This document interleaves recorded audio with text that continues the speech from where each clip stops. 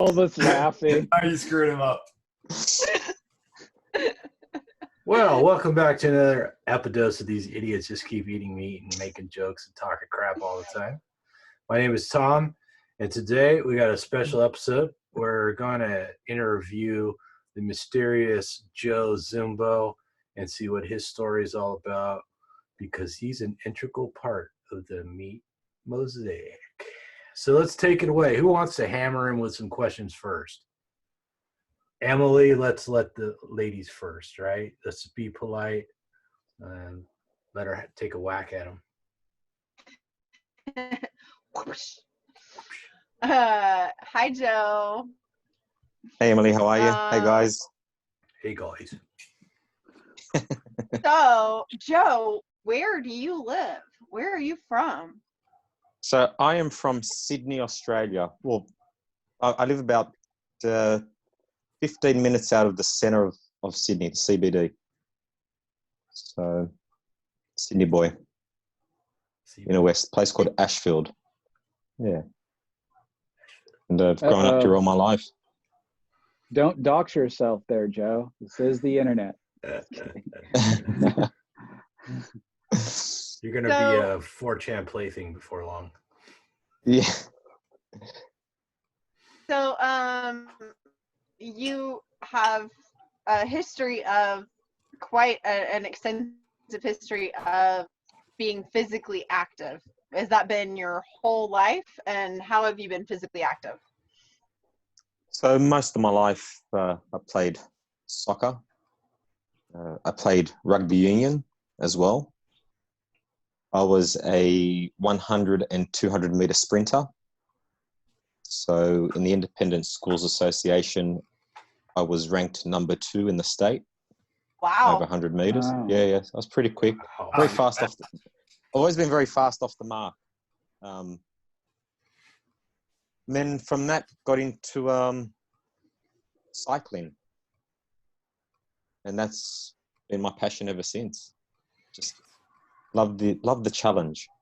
There's nothing like riding a bike. Running, right? Yeah, look, I did a little bit of longer distance running, but I just found a little bit too hard on my knees, on my body.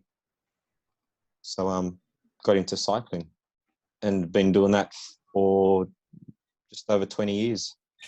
I've done some racing. You did that type of running during high school, I'm guessing? Or was that what you guys called it, high school? Yeah, high school. Yeah. So the sprinting I did at high school, and then the longer distance running, I just took it up just to complement my cycling, just to see where I could take it. But, again, I just found it a little bit too hard on the body, on the knees.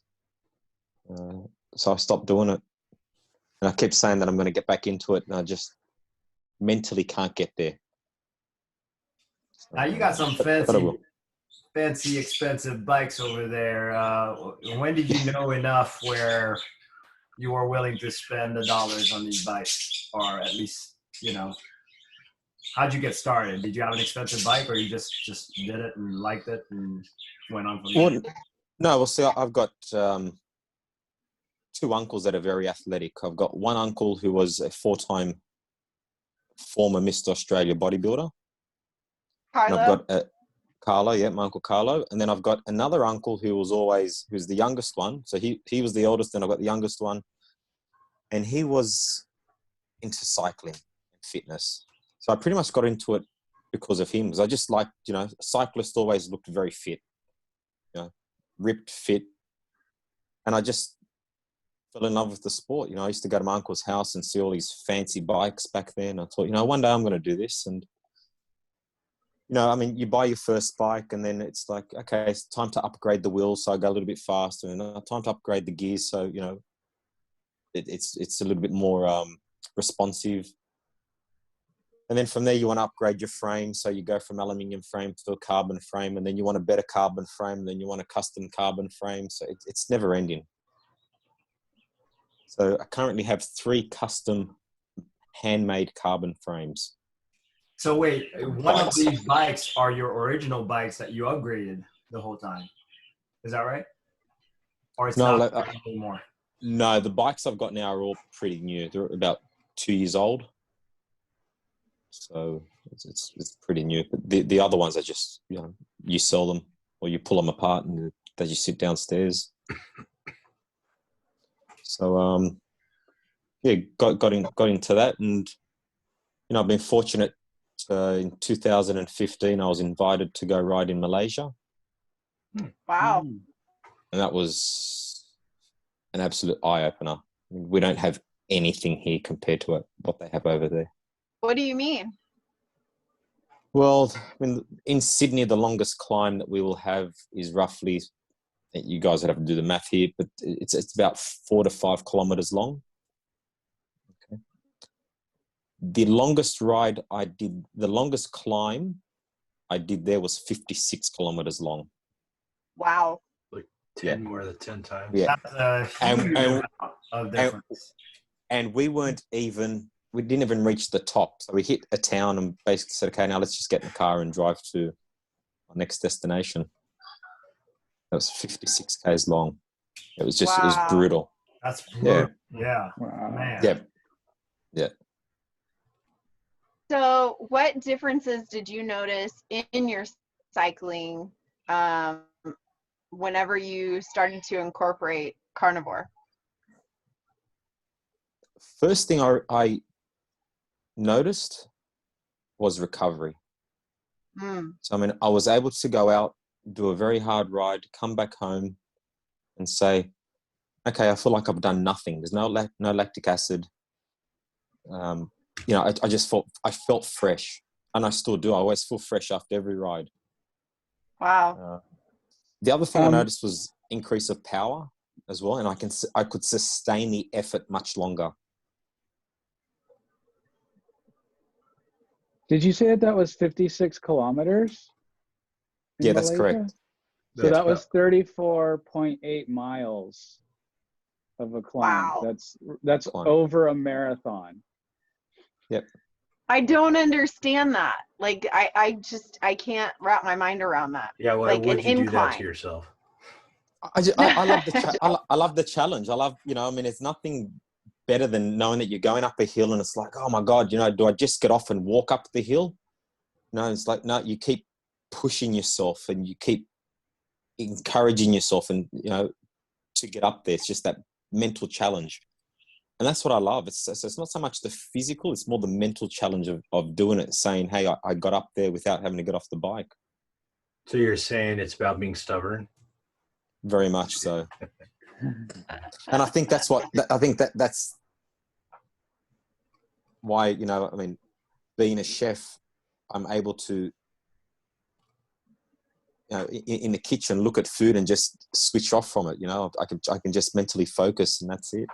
So tell us, what were you eating before carnivore? What was a typical day like for Mr. Zumbo? Right. So I started keto before carnivore, and that was back in January 2017. Okay. So, but before that, a typical day for me of eating would be sweets. So ice cream, cake, chocolate, anything sweet. Well, And what's funny enough, frosty breakfast? How about that? Let's start with breakfast. When you say started with chocolate, you didn't eat those sweets in the morning, right? No, I didn't even eat breakfast. Oh, you didn't. And if I did, it would have been natural muesli with rice milk or something like that. Yeah, so muesli with, you got your dried up fruit in there as well. Yeah. That's some kind of high fiber cereal? Yeah. Yeah. Okay. High fiber, high sugar, high everything, high carbohydrate. So, I would have had that if I was eating breakfast. Lunch was typically a plate of pasta, a pizza, some ice cream. I never really drank any soft drink, so I was always drinking water. Did you eat the typical, like, Italian? I mean, because you're originally Italian, correct? That's right. Yeah. So, Growing up, you ate pretty much Italian foods. Yeah. So which is pasta, sweets, pizza, you know, and then Lasagna I mean, stuffed with spaghetti. yeah, that's it. So a typical Sunday lunch for us would have been a plate of pasta, some maybe a grilled piece of meat, some salad, bread, plenty of bread. Italians love bread, and and fruit.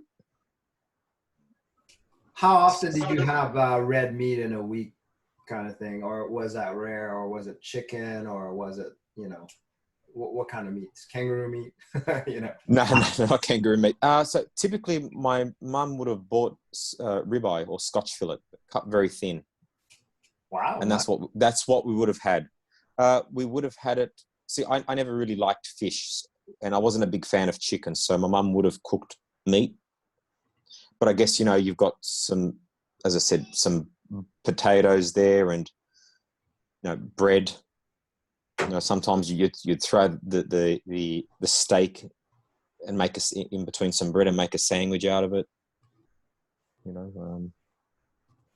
So that's pretty much. I mean, and again, being a chef towards just before I started keto, open up the cool room door and it was whatever I wanted to eat. It was there. Let me translate for the Americans. A cool room is a walk-in refrigerator. That's correct. Yeah. So go ahead. Oh, so Joe, sorry. It seems like you're pretty lean like me, and I'm just curious if your story is kind of similar to me, is like you could pretty much eat whatever you wanted and not gain a pound, especially with all the physical exercise. So was that true for you? And if so, like what tipped you off to maybe your health isn't as good or optimal as you would want it to be? So a lot of the issues started when my son was born. Okay, so I would be at home, stresses of having to deal with a newborn child, so you're always in the fridge or the refrigerator or in the pantry, just finding whatever to eat, some sugar, just give you a bit of energy. So I went from about 73, 74 kilos. I ballooned up to just over 90 kilos. And I knew that things weren't, and there was a stage when I got back from Malaysia back in 2015. Actually, while I was over there, the World Health Organization released that this meat is no good for you. So I came back to Australia and I said, okay, I'm going to eat meat maybe once a week, once a fortnight. So it was predominantly, again, pasta with vegetables in it, big, massive bowls of salad, grilled vegetables, ice cream, of course, sweets. Let me translate. You're told that the meat is no good for you. So. Let me translate once again. He went from about 161 pounds to about 205 pounds. Wow. And he's going to cut his meat down to roughly once or twice a month for us non-fortnight using measurement people. Yeah. So, and I'm 5'7". So I'm not very tall either. How old are you? Short. I'm 42. So I knew things weren't right when I would be eating, and within 5 minutes of finishing my meal, my head would be on the table and I'd be asleep at work. Yeah. My clothes were so tight that, I'd get home from work and I just have this red line around my waist from my pants, my work pants. Just always uncomfortable, always moody. So I went to, I knew that something was wrong and I had to fix it. So I went now, to this was see when it. you were on a vegetarian kick, right? Or not vegetarian, but hardly any. Well, Right? yeah, look, I just, more, say, plant-based, I guess. Which, and mind you, that didn't last very long. So I went to a vitamin store and walk into the sports section, and I said to the guy that worked there, I said, listen, mate, I'm putting on weight. I'm always tired. I've got no energy. What can you sell me? So I was getting desperate. And he looked at me and he said, it doesn't matter what I sell you. If you do not fix your diet, nothing is going to work. Wow. Yeah, he was very honest. And, He's real up front, I tell you. he was really honest. Bobby Singh, I owe my life to this guy. So I went back about a week later to check his brain, and I said, "Look, what can I do?" I said, "You look lean. You look really good." He said, "Listen, have you ever heard of the ketogenic diet?" And I said, "No, I haven't."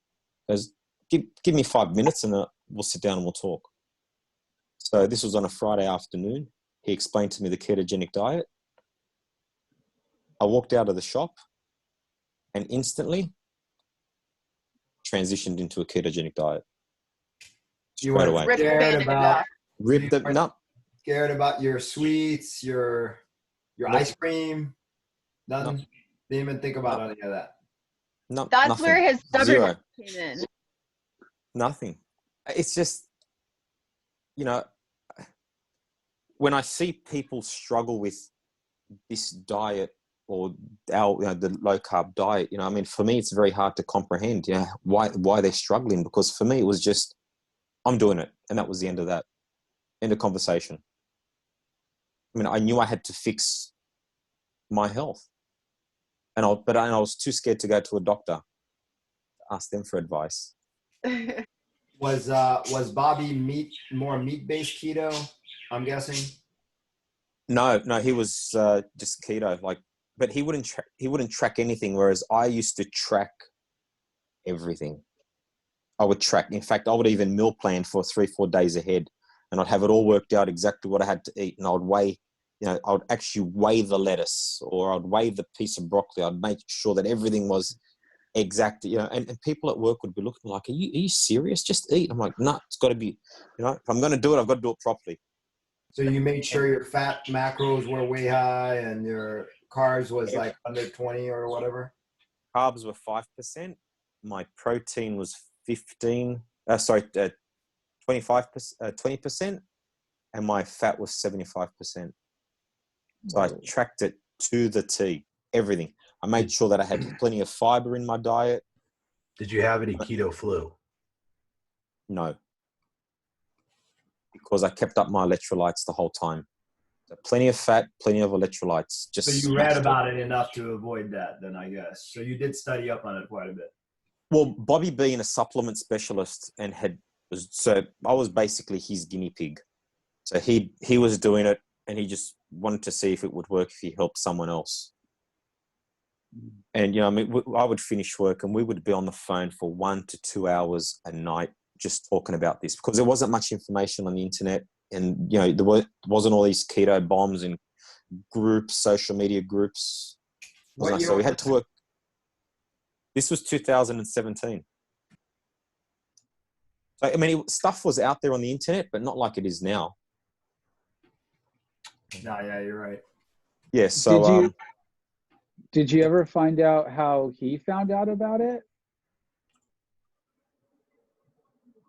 well, he's always been a little bit geeky. So, he would go in and, again, being a supplement specialist, he likes to do a bit of research and know, he wants to help people. He actually did the Eric Berg course. So Dr. Eric Berg is like some keto guru, and so he found out through just doing his own research online, I guess, and speaking to other people, then passed it on to me. What's funny is I just did a video on carnivore flu, and one of the things I forgot to include was the electrolytes. So. Yes, that's what happens when you go and do a video by yourself. I couldn't get you guys. You should have had one of us. Should have had you guys. Oh well, live and learn. Yes, I never had the keto flu. So I kept up my fat. Now, nothing really. Okay, so I was feeling better. Everything was working a bit better. Had a lot more energy, but my weight did not drop or didn't move until about 3 months into it, just over 3 months. So I persisted. I just thought, if I'm feeling good, I'm not really fussed about the weight. That's, as long as I'm feeling good. And then the weight started dropping off. And the lightest I got to was 68 kilos. So this whole time you kept track of your ketones, just like you did everything, your blood glucose and all that. everything. I tracked everything. Wow. It was just, it was mad. How many pounds is that, Tom? Tom, help us out with the conversion. It's 150 pounds. Okay. So, I found my performance on the bike was really good again. But one thing that keto really didn't resolve was my mood. Okay, it improved it, but it didn't, improve it by much. My acid reflux. Mm. And it didn't matter what I ate, my acid reflux would be crazy, and you look online and everyone tells you need to drink apple cider vinegar. So I'd be drinking apple cider vinegar, and then I'd be drinking it with warm water, and then I'd be drinking it with room temperature water, and then I'd be adding a little bit more and a little bit less and drinking it through a straw. And the apple cider vinegar was just making everything worse. And explain to us how bad your acid reflux was. So I would be like a pregnant lady. Like my gut would be just way out. I would find myself sometimes driving to the hospital. And the only reason why I didn't see a doctor was because the wait was too long. So I sort of persisted with it. I would sit up pretty much the whole night in pain. Did you ever do any of those, what's that, the purple pill, Nexium or whatever that's called? Or Yeah, I did Nexium. I did prescription Nexium. Did that work? It did. But I mean, you don't want to lower your stomach acid for too long. Is that right, Tom? That's right. It can be it can cause a lot of issues. Sure if you knew about that then, though. I mean, I just figure you just looking for. No, I was in so much pain. It was just crazy. One of the, I think it says on the guidelines for most of those proton pump inhibitors or acid blockers, it says not to use them for more than like 28 days in a row. But of course, you can buy them over the counter. They're not even prescription, a lot of them anymore. And I believe it says in the description, or at least some of the studies show that you're much, much more likely to get pneumonia if you continue to use them for more than a month at a time. So, and I've known several people who, were probably in their late 20s and they were on it because they had acid reflux and they got pneumonia. Young, healthy people that had no other problems, that you're just shocked, like all of a sudden, oh, so-and-so's in the hospital, they got pneumonia, man. It's looking pretty rough, it's like, what? And they were all taking them. Not really proof that was the cause. I mean, they could have gotten pneumonia for other reasons, but I think in general, people aren't aware that there's risk. It's just like, asking people if they're aware of the risks of taking, statin or something else. Most people are unaware. Or even antibiotics, antibiotics aren't bad, but if you take them chronically, or you take them frequently, you can have all kinds of problems. So, Zumbo, did you think that keto would resolve that eventually? Is that what you were hoping for? Yeah, definitely. Okay. Because you keep hearing about how it fixes that, but yeah, nothing. I bought all these different types of or different brands of apple cider vinegar to see if one was better than the other. One had the Bragg's brand, Bragg. Mother, yeah, but Bragg's. yeah, nothing. So was it the pain that got you to go to the emergency room? Because I've had acid reflux before, but like, was it the burning or like the like your stomach was just like inflamed and so it hurt? Oh, it's the pain was just crazy. Did you have the esophageal pain? Did it go all the way up to the esophagus, or was it just really stayed in the heartburn area? The heartburn area. Okay. Yeah. But I always found myself burping a lot, and as I'd be burping, it would be like that, like acid. It would be terrible. Yeah, that's the worst. It was I like, think like heartburn, acid reflux, GERD, all that stuff is like one of the most common problems these days. And I'll just throw that story out there. I'm pretty sure that's exactly what killed my mother. Just to give some people an idea. When you get to acid reflux or GERD, when you lay down at night, sometimes you sleep through it and you aspirate that stomach content, which is rich in acid. It goes into your lungs, and that can actually give you asthma. So my mom actually got asthma that way. And after fighting cancer for like 25 years, she had been put on, like omeprazole and stuff like that to improve the acid reflux. But then she suddenly got pneumonia and died within like 48 hours. And I'm pretty sure that was all related. She was having acid reflux because she was eating the wrong foods, which is, I think, the majority of the time. That's why people are suffering. And when I say foods, I think that includes things like beer.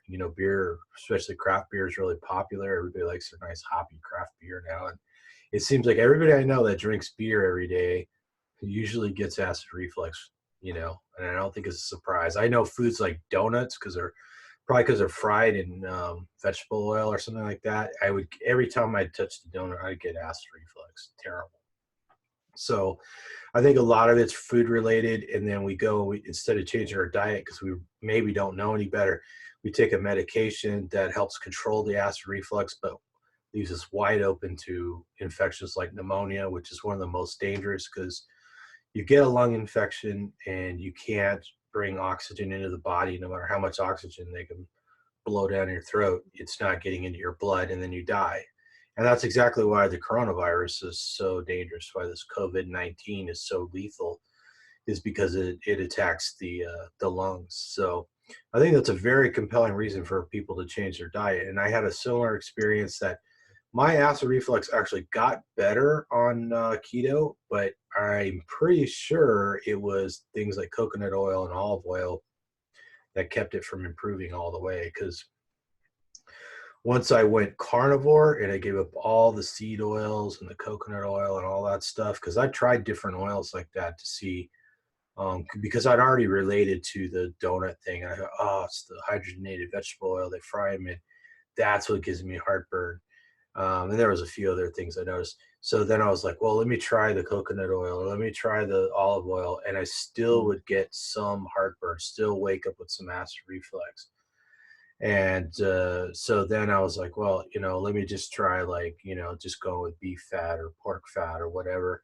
And then lo and behold, the heartburn goes away. And now I got it one time recently from eating off book, but I've only had it seriously once in probably 2 years. So what was your experience on that for Zumbo, for the going carnivore from there? For my acid reflux. So yeah, I mean, I came across the carnivore diet or keto carnivore late 2017. So I would sort of dabble, and I would, so I would have increased my my protein, my meat, and I would have lowered, I would have removed the carbohydrates. So I would have still kept the fat. So I would have had like an avocado, maybe a few nuts, and then I would have had a much bigger piece of steak. It wasn't until I sort of started doing it more frequently in 2018 that I realized that my acid reflux was getting better. So I wouldn't get it as frequently. But it wasn't until 2018, October, when I transitioned into carnivore, that I started noticing a big difference. And then about January is when it had completely gone. What was the big selling factor for you for carnivore for you to jump into that one? I love eating meat. So for me, it was like fantastic. I can eat meat now. I can eat as much as I want. Oh, look, I always loved eating meat. Did you think it was possible for people to live without vegetables at that time? Or did I even cross it? I thought you needed a few vegetables. And then, you know, look, I came across Danny Vega's Instagram first, and then Tristan Haggard. And then he actually reposted something about to do with Shawn. This was back in late 2017, and just seeing the results and seeing his posts, I thought, this is pretty interesting. So, yeah, I mean, I went into carnivore, and that's when things really changed for me. Mood definitely better, and I used to be. People used to say, "Oh, Joe, he's like a fuse. He can just blow any second now." That's what I was like. It was just 1 minute I was your friend, and the next minute I'd be telling you to get stuffed. I didn't want to have a bar of you. You're an idiot. Get out of here. And even on keto, you were like that. Is that what you're saying? Yeah. Oh. Yep. Much better than the standard diet, but I think with me when I was keto, I didn't do any fat bombs or any of that garbage. I ate whole food, real food. So what would you say the differences in your mood on carnivore? I'm a lot more relaxed. I do have the odd occasion where I can, sort of get a bit upset over nothing, but it's definitely much better. Like my relationship at home with my wife has definitely improved.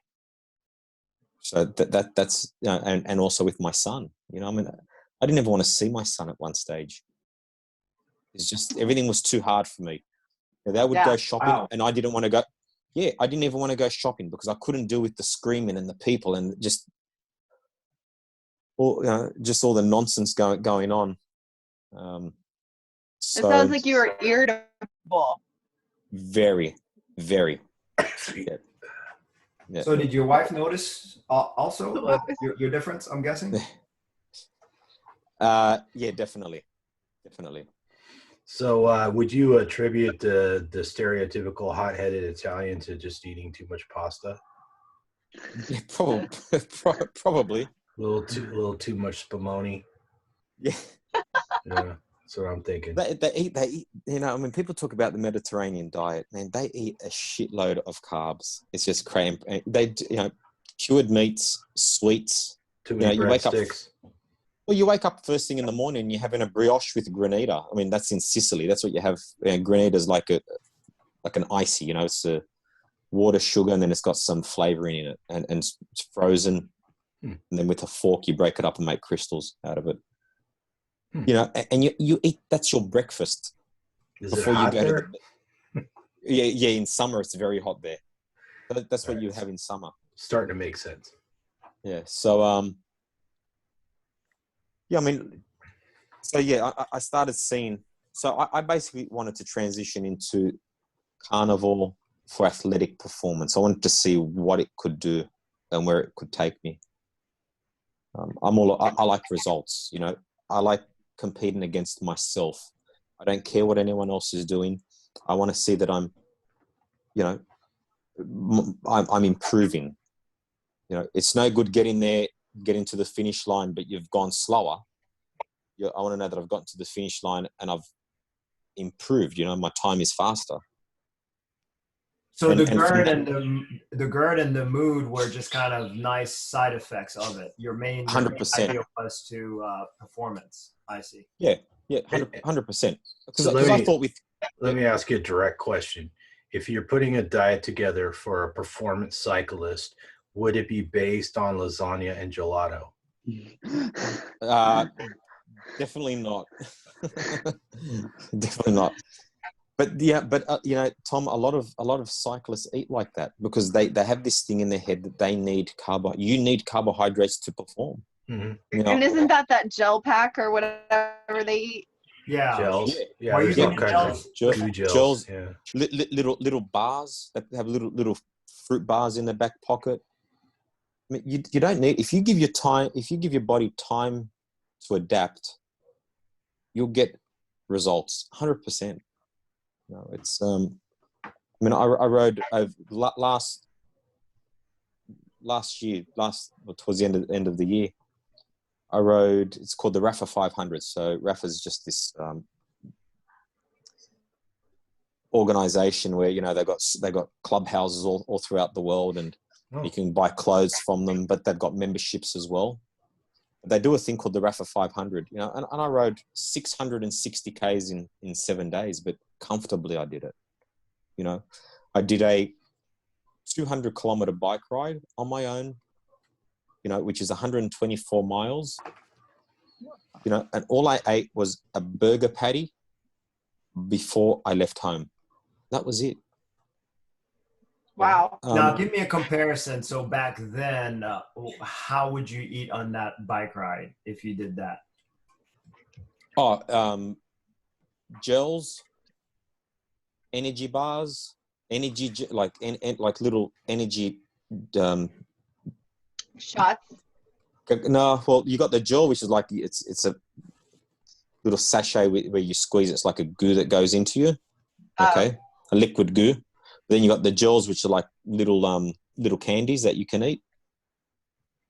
And how often? You know, but I used to, I used to cramp up a lot as well on those rides. I don't cramp up anymore. Wow. Nothing. Zero. Yeah. There'd be times I'd have to pull over on the side of the road and I'm stretching because my leg had seized.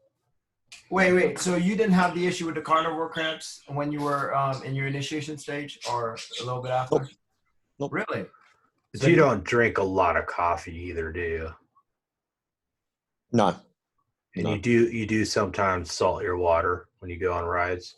That's right. You do salt. I salt. So I salt my water every day, but if I know that I'm going on a longer ride, you know, the following day, I tend to sort of, my preparation starts the day before.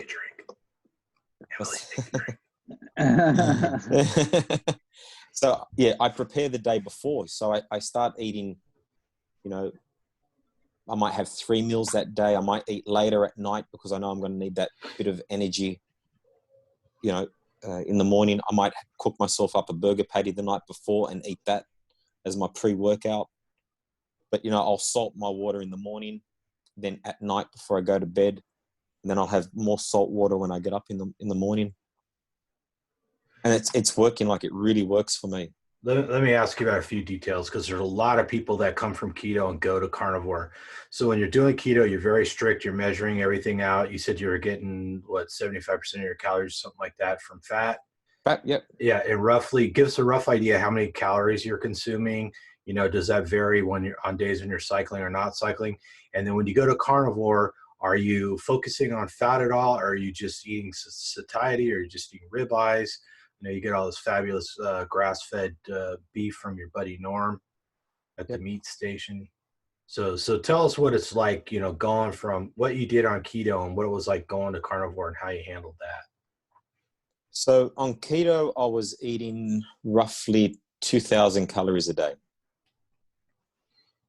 Okay, so then from that, you know, fast forward into carnivore, I don't know how many calories I'm eating. I mean, I was eating ribeyes. So it's 50% fat. So say it's 1-to-1. Yeah, how many pounds? How many kilos? I was probably eating maybe 3 pounds of meat a day. But I've transitioned over to leaner meat now. So I'm eating ground beef predominantly. So 80-20. And I'm actually finding that I'm feeling much better doing it. So I don't need as much fat. So I've leaned up. Still?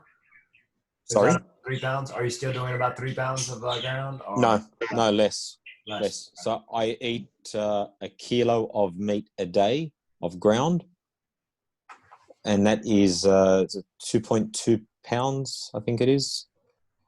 And I'm full, like I'm really full. Whereas when I was eating my ribeyes or Scotch fillet for you Aussies, I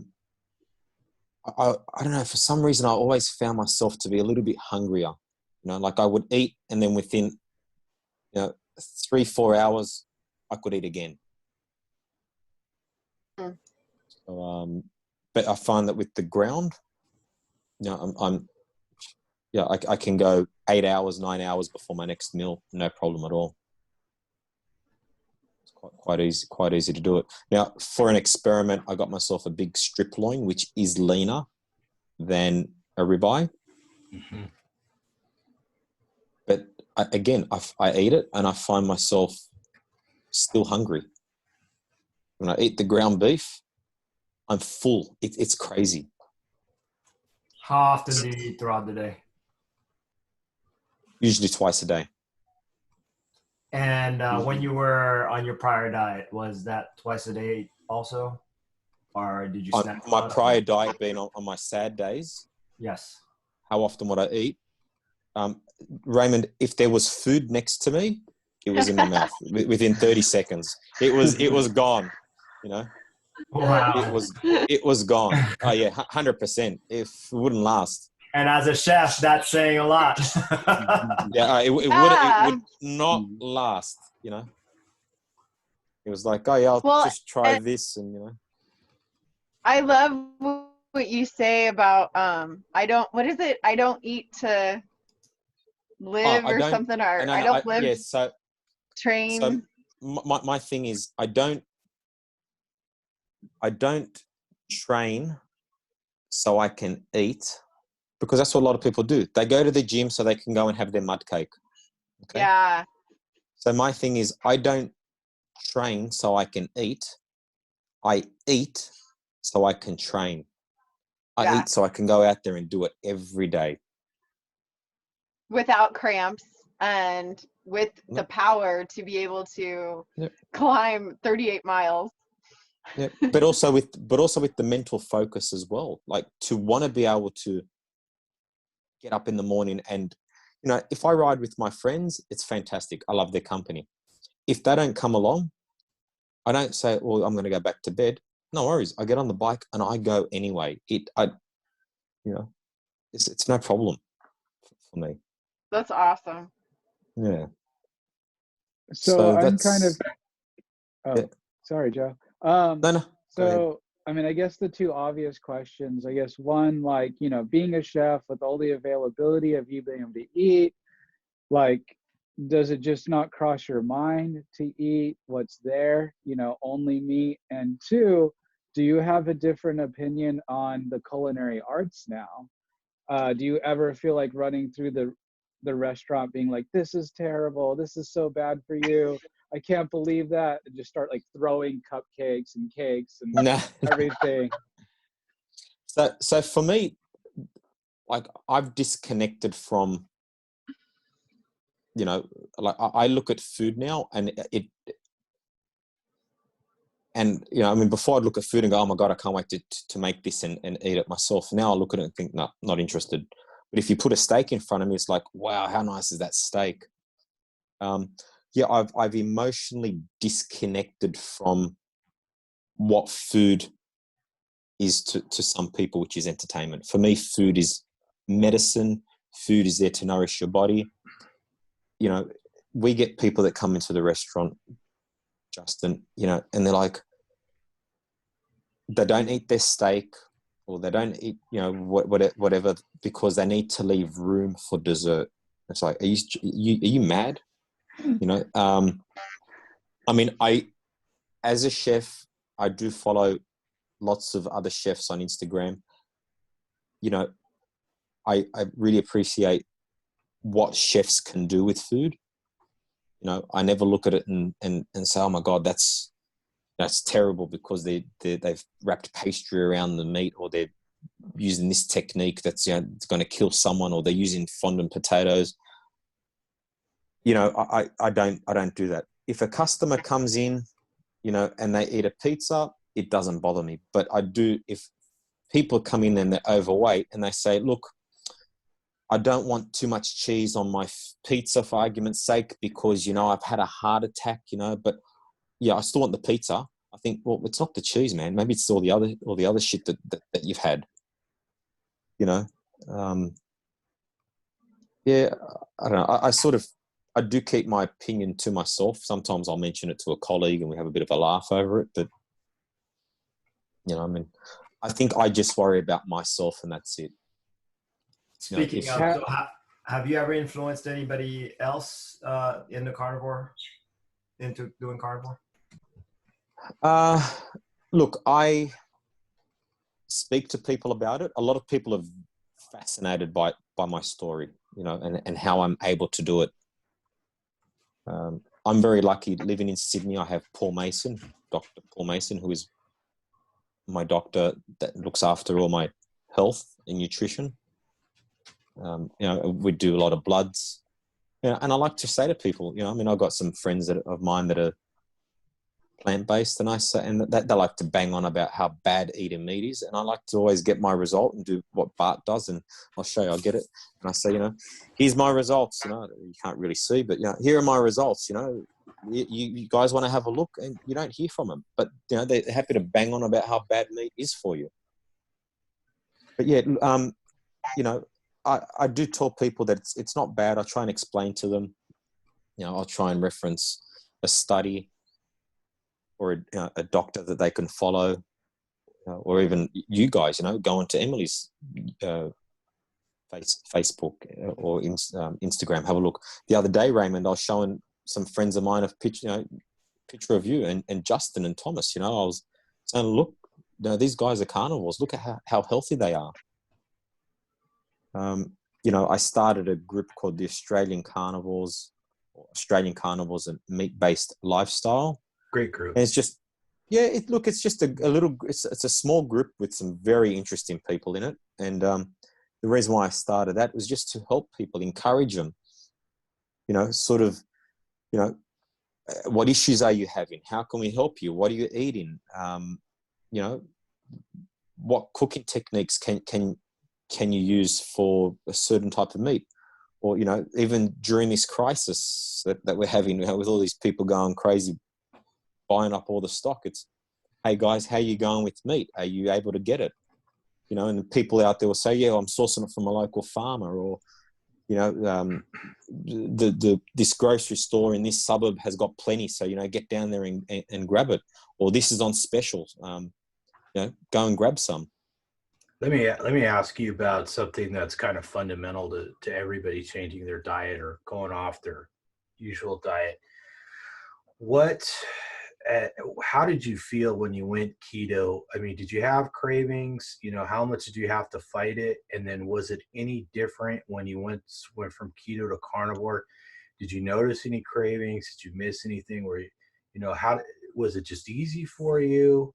Or did you notice that those things got better over time, that you just gradually became less interested? How did that work for you?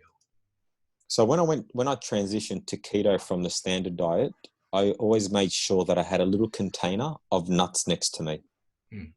So if ever I wanted to eat, or I had a thought about a bit of chocolate, I would automatically open up that container and eat a little handful of nuts. So that's how I got through that. You know, I will admit that I did love the dark chocolate, the Lindt dark chocolate, the 90%. And I used to love the organic peanut butter as well. Yeah, me too. Yeah. So that sort of kept me away from the chocolate and all the other sweets. I mean, there were times where I would have a cheat meal, and, you know, and that could have been, it wasn't a cheat day, it was just a meal. And, you know, might have been a pizza with the family, or, you know, just a, you know, or maybe we'd go out and would have had an ice cream. I knew what the repercussions were going to be. But I was able to then switch off and say, okay, I've had it now tomorrow morning I wake up, back to strict again.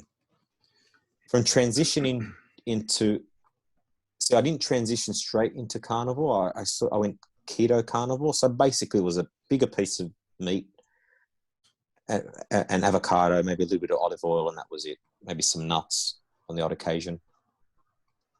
And then once I got into carnivore, zero cravings. Nothing at all. Immediately. You didn't Pretty have much. Pretty much, Wow. yeah. And these Because days you're mostly eating ground beef, right? You eat a lot of lean ground beef. At the moment, yes. And you didn't start off that way. You were ribeyes and stuff, right? So when you started. Yeah, definitely ribeyes. 100%, you know. Grass finished, grain finished, just ribeyes, whatever I could get. And you know, but you go ahead. yeah, I was just going to say, but once again, I find that with the leaner meat, I feel so much better. And I've mentioned it to you guys in private conversations that we have. I've spoken to Raymond plenty of times about it, and Thomas and Justin, yourself, Emily. And I don't know, it just seems to be where I'm at my best is with the leaner meat. 80-20, not too lean. The 80-20 stuff. I think that's an important takeaway message, that sometimes more fat's going to be better for some people like Emily, and then sometimes leaner is going to be better for other people like you and me. So yeah, you've got to find what works for you. I mean, it's not just go out there and keep eating. You know, I mean, it might work in the beginning, but then over time you might say, well, you know, let's experiment a little bit and see what happens. Yeah, I agree. Hey, would you say you're, you know, if you could see the future, would you say you're a lifer on carnivore diet? Would you be confident? So what was that? Would you be confident enough to say that you're pretty much going to do this for life, or? 100%. Yeah. 100%. Why would I want to go back to feeling like shit again? Yeah. Honestly, you know, you have that ice cream, okay, and it's 5 minutes of euphoria. It's like amazing, but then it's days and days of discomfort. Yeah, days, especially emotionally. So last year I went to my parents' house for a lunch, and I had a glass of wine, and I think from memory it was someone's birthday, and I had might have been my dad's birthday, and I had a tiny piece of chocolate cake, tiny piece. I got up from the table within 5 minutes. I've gone to my old bedroom, and I've had to have a sleep. I woke up all puffy, all bloated. Interesting. I was extremely tired. Acid reflux. It's like, for what? Yeah, it's okay. It was my dad's birthday. I didn't want to disappoint him. You know, I thought I'd have a glass of wine, and I thought I would, you know, red wine that is. And I thought I'd have a little bit of cake because it's his birthday. You don't want to offend him. And man, did I pay for it. You know, it's just not, it's not worth it. And people say to me, like my wife will say to me, but don't you miss it? I say, well, I don't miss the acid reflux. I don't miss all the discomfort. So no, I don't miss the piece of cake. Yeah, it's amazing how we stop missing things. And if I could, I wanted to ask if you notice anything you could attribute directly to eating nuts. Did you have any symptoms perhaps that went away when you cut out the nuts? Digestion. Yeah. And bloating, 100%. And even when I would activate the nuts, so soak them, then dry them, man, it was just, you know, because I used to say to Bobby, I used to go, Bobby, I'm not, you know, I'm feeling bloated having nuts even on the keto, doing keto. And he would say to me, you know, it's got, you know, they've got a protective enzyme to stop you from, you know, or protective coating, because they don't want to be eaten, you know. Nuts don't want to be eaten, so that can cause digestive issues. So he said, try and activate them. So I tried activating them, and it's just, you know, again, once I stopped that, I noticed my digestive issues resolved. And did you have a relationship with Norm, your butcher, butcher. before carnivore? So back in 2001, I worked in a restaurant, and Norm used to work for someone, and he used to deliver meat. And then he sort of said to me, listen, I'm going to go on my own. I said, man, I'm happy to be your customer. So yeah, I was probably one of his very first customers. Wow. Yeah. And then from that, we found out that he went to school with my first cousin, who also goes by the name of Joe Zumbo. So yeah. But yeah, I mean, he's an amazing butcher. How funny. He's an amazing butcher. You know, he's not many honest people out there like him. You know, I mean, if I want something, I go there. He'll cut it up for me. He gives me the best of the best. You know, and Norm has his own cattle, right?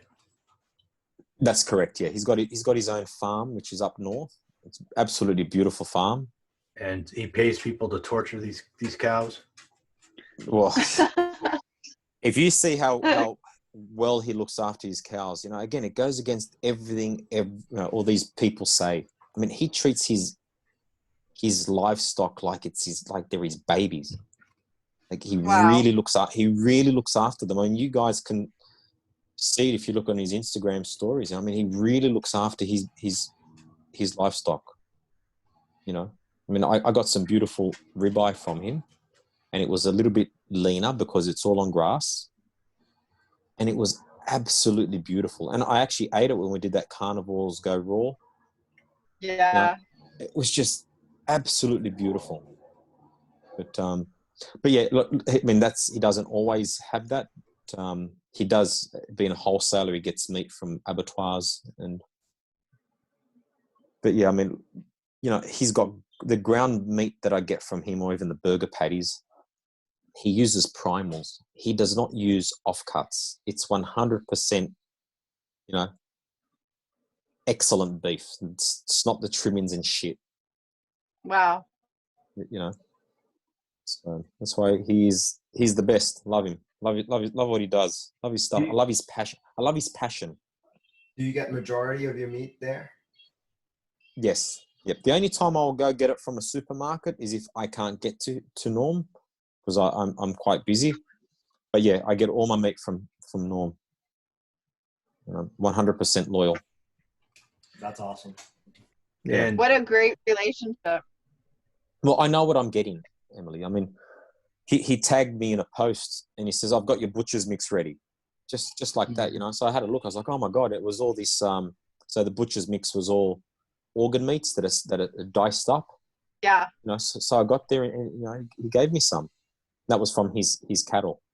It was all grass-fed stuff. Wait, so your ground beef is mixed with organ meats? No, it's diced. Diced like liver and kidneys. There's he'll periodically show us pictures of. They're kind of like cubed, you know, and he cooks them together. Yeah, so that's what he calls the butcher's mix, which is all organ meats. But then the ground beef is it's whole pieces of meat that he minces up. He doesn't trim up the meat and then those trimmings he uses for mincemeat. He uses the whole pieces. So you'll do an organ butcher's mix every now and again? Every now and again. So I've got a couple in the freezer. So I've got a vacuum seal machine here at home. So I vacuum them and I put it in the freezer. And then, you know, maybe once a month I'll take it out and just eat it. And I don't eat it because I think I'm getting any benefits. I eat it because I just like the taste of it.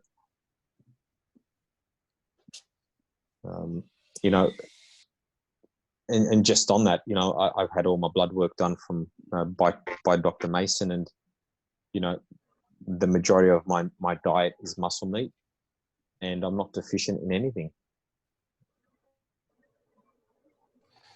Well, do you guys have any more questions for Zumbo? I think we covered most of it already. What do you guys think? Oh, you know, we could go all night on this, but yeah, we should stop at a certain point. All right, then. I'll wrap things up. I want to thank everybody for watching, and hopefully there was something instructional in here. I've been burnt and trying to get Joe to tell me why he doesn't eat more kangaroo, but so far he hasn't really answered the question. And all that while that the forests were burning all around Sydney, I couldn't figure out why he wasn't taking advantage of the fire sale on smoked kangaroo and koala bear. But apparently that's a sensitive subject. So maybe some of you out there know why. So maybe leave us a comment. Maybe send this on to somebody else out there, maybe a cyclist or a budding carnivore who wants to learn a little more about this. But we appreciate you watching. Please subscribe. Please give us a thumbs up. Leave us a comment. And we will see you next time.